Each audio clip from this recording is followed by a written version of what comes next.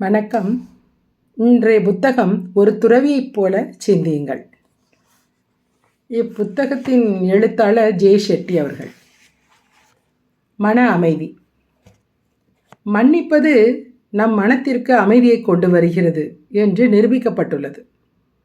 மன்னித்தல் உண்மையிலேயே ஆற்றலை மிச்சப்படுத்துகிறது. பூரணமான மன்னிப்பு நம்முடைய ஆரோக்கியத்திற்கு நன்மை பயக்கிறது. நாம் நன்றாக தூங்குவோம். முதுகுவலி, தலைவலி, குமட்டல், களைப்பு போன்ற அறிகுறிகள் குறைகின்றன. நாம் மருந்துகள் உட்கொள்ள வேண்டியதும் குறைகிறது. மன்னித்தல் நம்முடைய மன அழுத்தத்தை கணிசமாக குறைக்கிறது.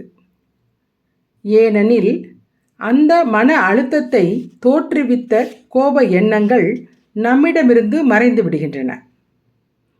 உண்மையில் நெருக்கமான உறவுகளில் வாழ்க்கை துணைவர்கள் ஒருவரை ஒருவர் மன்னிக்க தயாராக இருக்கும்போது அவர்களுக்கு இடையேயான உணர்ச்சி ரீதியான இறுக்கம் குறைகிறது என்று அறிவியல் காட்டுகிறது. 2011 பர்சனல் ரிலேஷன்ஷிப்ஸ் பத்திரிகையில் பின்வரும் ஆய்வை பற்றிய ஒரு கட்டுரை வெளியிடப்பட்டிருந்தது.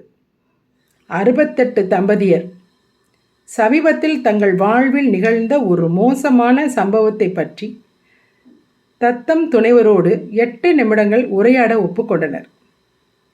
ஒவ்வொரு ஜோடியிலும் ஒரு திருமண விதிமுறைகளை மீறியிருந்தார்.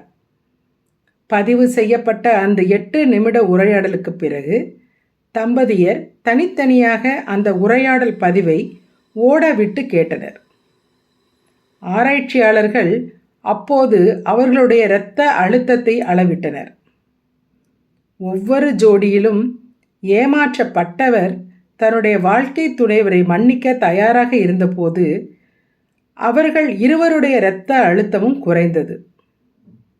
மன்னித்தல் எவ்வளவு நல்லது என்பதைத்தானே இது காட்டுகிறது. மன்னிப்பது, மன்னிக்கப்படுவது ஆகிய இரண்டுமே ஆரோக்கியத்திற்கு நன்மை பயக்கின்றன.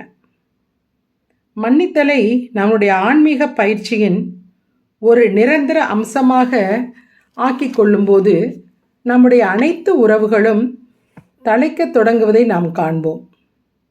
ஏனெனில் இனியும் பழிவாங்கும் எண்ணம் நமக்கு இருப்பதில்லை.